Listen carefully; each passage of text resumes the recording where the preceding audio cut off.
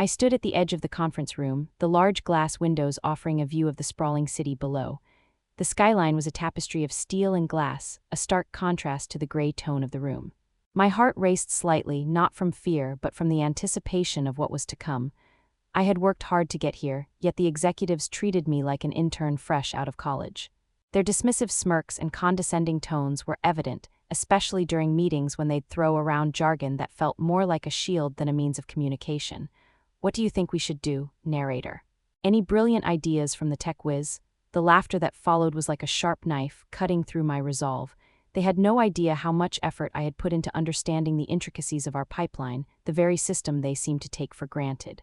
I felt like a ghost in that room, existing only to serve as a punchline to their jokes. I tried to keep my composure as I recalled the countless late nights spent poring over data and reports.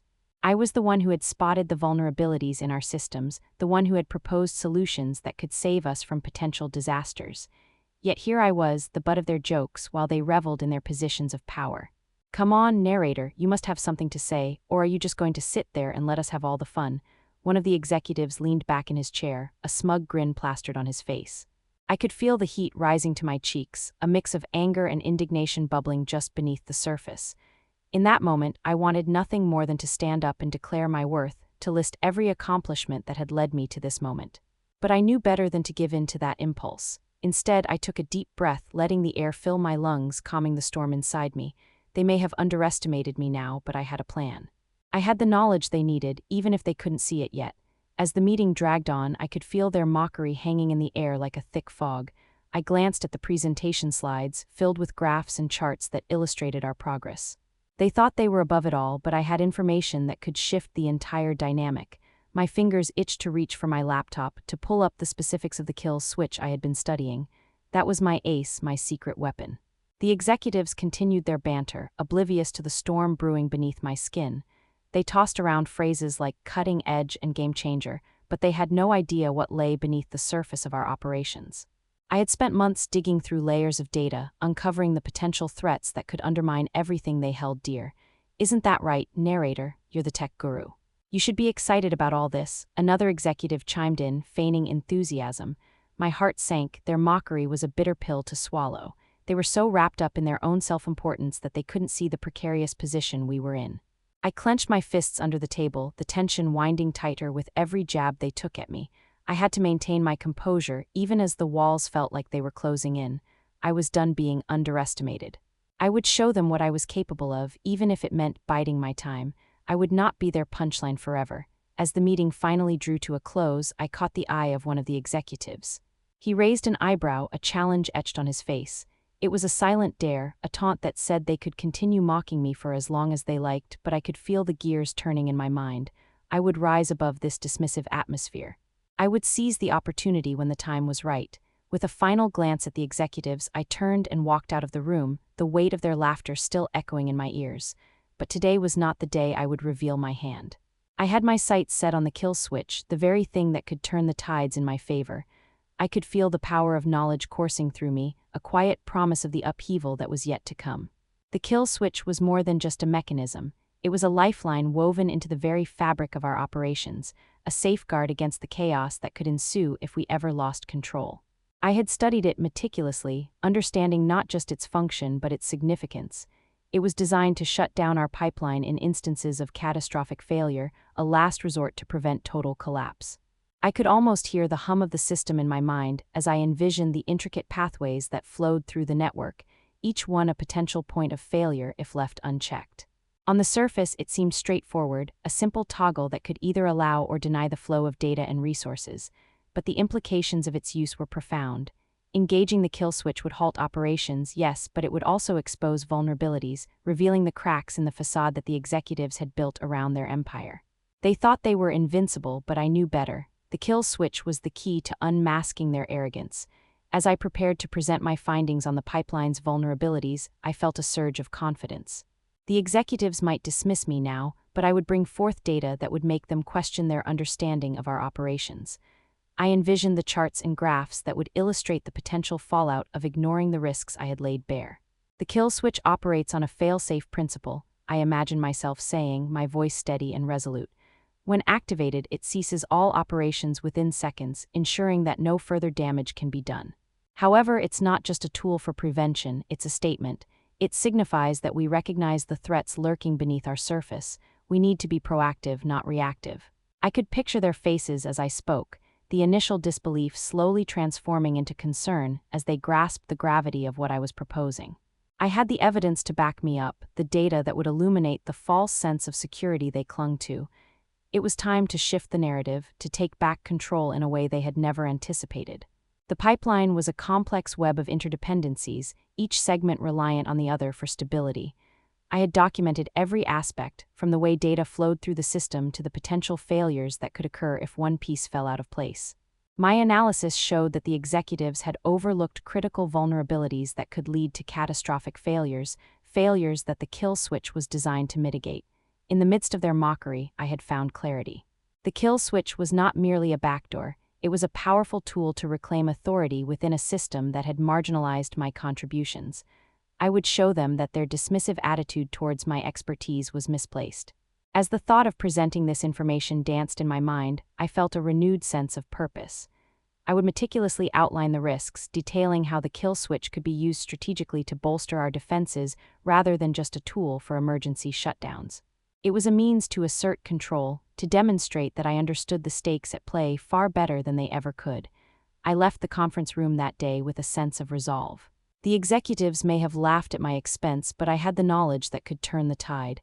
I would not simply be a background character in their corporate theater, I would become the architect of our safety.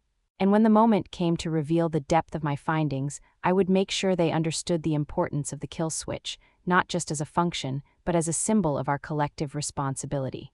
My heart swelled with anticipation as I envisioned the moment where I would stand before them, not as an underdog, but as a formidable force ready to challenge their complacency.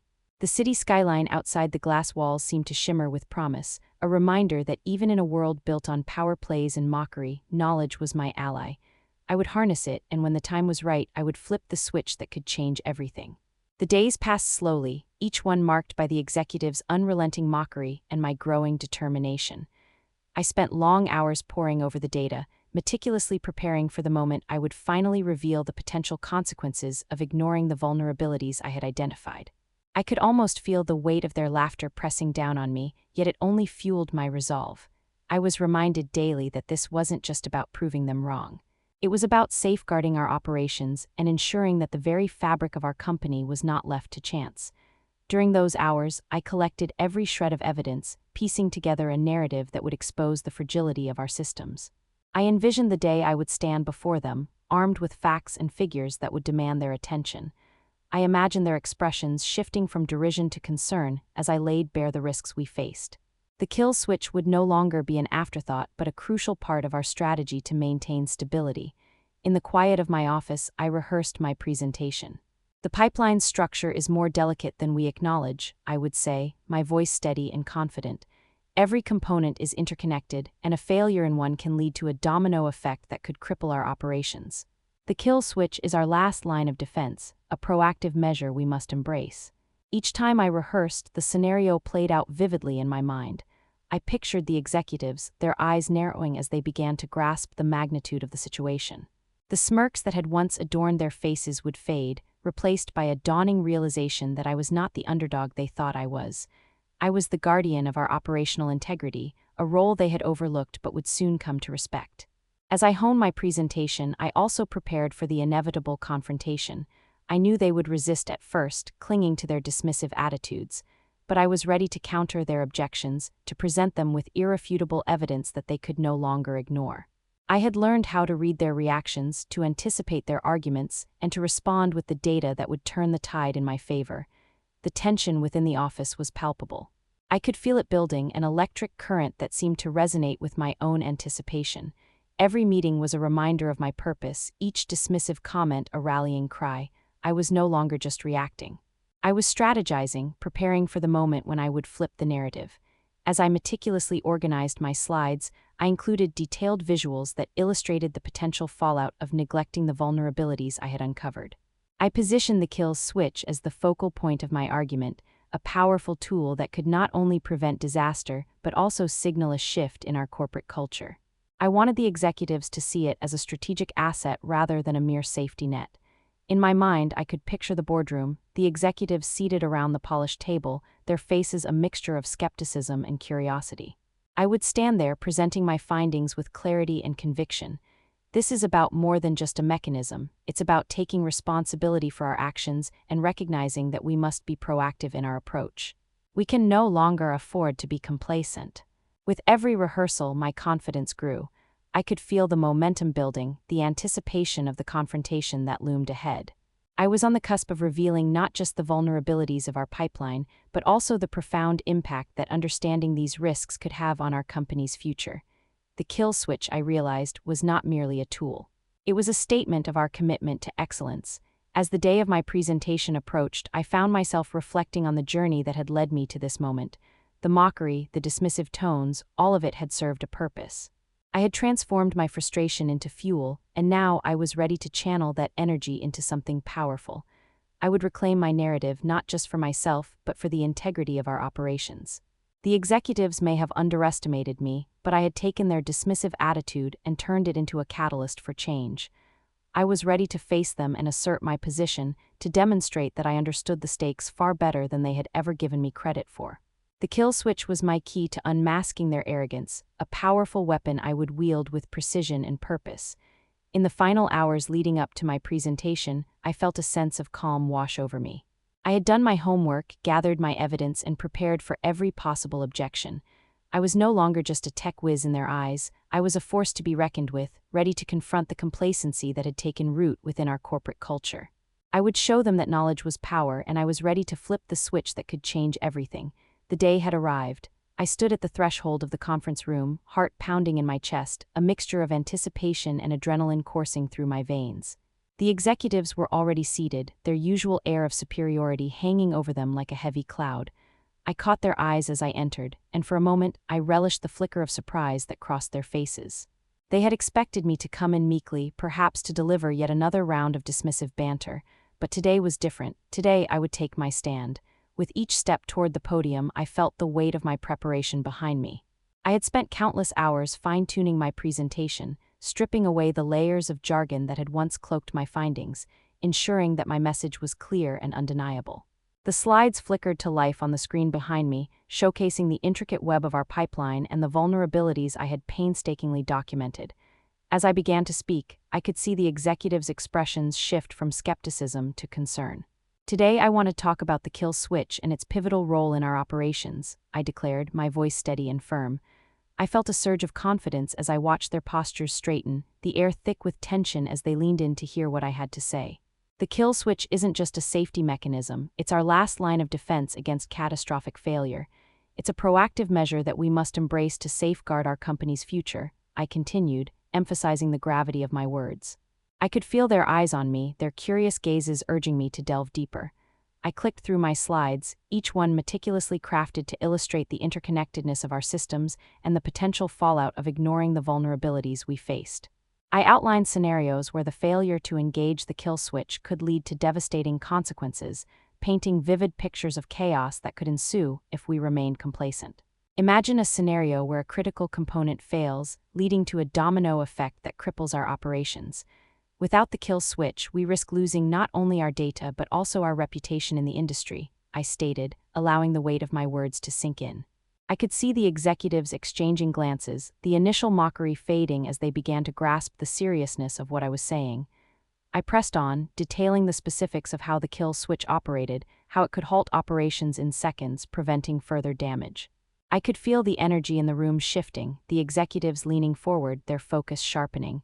This is about more than just a tool, it's about taking responsibility for our actions and recognizing the threats that lurk beneath our surface.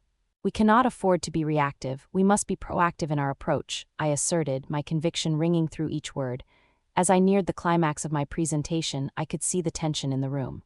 The executives had become visibly engaged, their doubts beginning to wane as the reality of our situation became evident.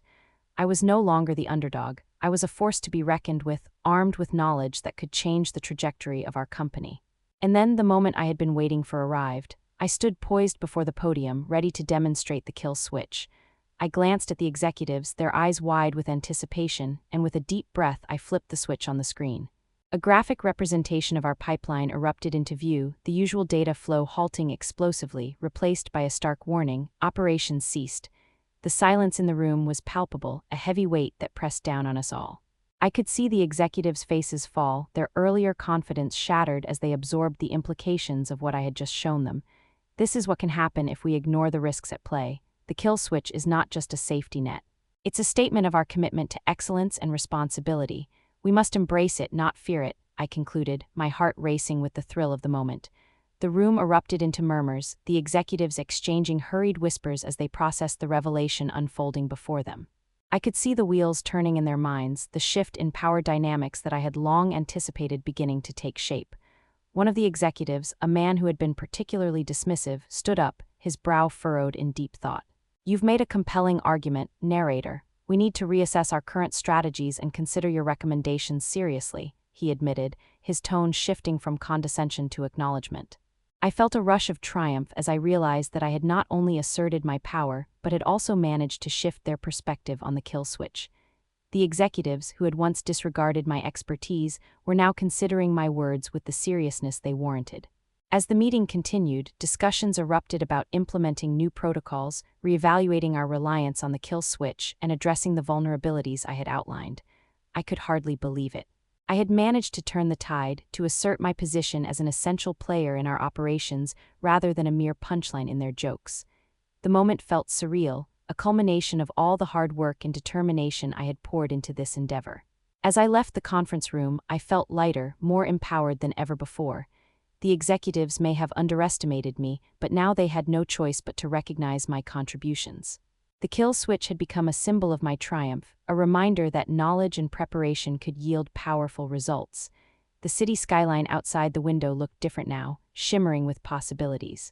I had flipped the switch not only on the operations but on the very perception of my role within the company.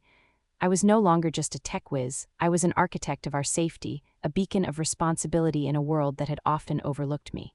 And as I walked away from that meeting, I knew that this was just the beginning of my journey toward reclaiming my narrative and asserting my place in this corporate landscape. As the dust settled from the meeting, I found myself reflecting on the intense dynamics that had unfolded. The initial mockery from the executives felt like a distant memory, replaced by a profound sense of achievement. I had not only presented my findings but had shifted the very perception of my role within the company. The kill switch was no longer just a technical mechanism, it had become a symbol of empowerment and responsibility. Walking through the office, I felt the weight of my colleagues' eyes on me, some filled with respect, others still unsure of how to reconcile their views with the new reality. Conversations buzzed around me, discussions on implementing the new strategies I had proposed. I could overhear snippets of dialogue about the vulnerabilities I had exposed, and for the first time in a long while I felt seen. I paused by the window, looking out at the sprawling cityscape, the sun casting a warm glow over the buildings. It was a reminder that beyond the confines of the corporate world, there was a vibrant life waiting to be embraced, but my focus remained on the fight within these walls. I had taken a stand, and it was crucial to ensure that the momentum continued. In the days that followed, I dedicated myself to working closely with the teams to implement the changes I had proposed. My initial role as a mere observer transformed into that of a strategist, a key player in discussions about our operational integrity. I was often met with cautious optimism from the executives, their earlier dismissive attitudes softened by the undeniable truth of my findings. I realized that the kill switch was not just about preventing failure. It was about fostering a culture of accountability and foresight. I pushed for regular training sessions for the teams, emphasizing the importance of understanding our systems and the potential risks we faced. Each training became a platform for dialogue, a chance to build a collective understanding of the stakes involved. Yet, amid this progress, I couldn't shake off the feeling of unease. The executives had shifted their focus, but I knew that their acceptance was still precarious. The corporate world was a landscape dominated by politics, and I had only scratched the surface of a larger game. While I had gained respect for my expertise, I was acutely aware that the dynamics of power could shift at any moment. One late afternoon, as I walked into the break room, I overheard two executives discussing the recent changes. Their tone was casual, but the words they exchanged echoed with undertones of skepticism. "I still think we're being too cautious. The kill switch is a last resort, not a crutch," one of them remarked. I felt a pang in my chest, the realization that even with my success, the underlying tension remained. It wasn't enough to simply implement changes, I needed to ensure that the mindset shifted as well. I had to advocate for a culture where we recognized the importance of the kill switch as not merely a tool for emergencies, but as an integral part of our operational strategy. As I pondered this, I recognized the importance of balancing competence with the political landscape of our workplace. I had earned a place at the table, but I had to navigate the currents of corporate culture with care. I began to reach out to mentors within the organization, seeking guidance on how to forge alliances and establish a network of support. I engaged in conversations that went beyond technical discussions, aiming to understand the motivations and concerns of my colleagues. I listened intently, offering insights that connected my technical knowledge with their strategic goals. Slowly, I began to see the seeds of collaboration taking root. During one of these discussions, a senior executive approached me, his demeanor more open than I had ever seen. "You know, narrator, your insights have been invaluable. I didn't realize how much we were underestimating the risks involved. Let's keep this dialogue going," he suggested, a genuine smile breaking through his previously stoic expression. Moments like these reinforced my belief that competence could indeed be a powerful asset in the face of workplace politics. I had transformed from the underdog into a credible force, but I knew that my journey was far from over. I had to continually advocate for the kill switch, ensuring it was not seen as a liability but as a cornerstone of our operational philosophy. As I immersed myself in this new role, I found a renewed sense of purpose. Each day became an opportunity to educate others, to share the importance of being proactive rather than reactive. I crafted presentations that showcased not just the technical aspects of the kill switch, but also its implications for our company culture. I wanted my colleagues to see that embracing responsibility would lead to a more resilient organization. In my heart, I knew that justice was not merely about proving my worth. It was about creating a workplace where everyone felt empowered to voice their concerns and contribute to our collective safety. I envisioned a future where the kill switch symbolized our commitment to excellence, not just a safety net to avoid disaster. The executives began to engage more openly in discussions about our operational integrity, and I could see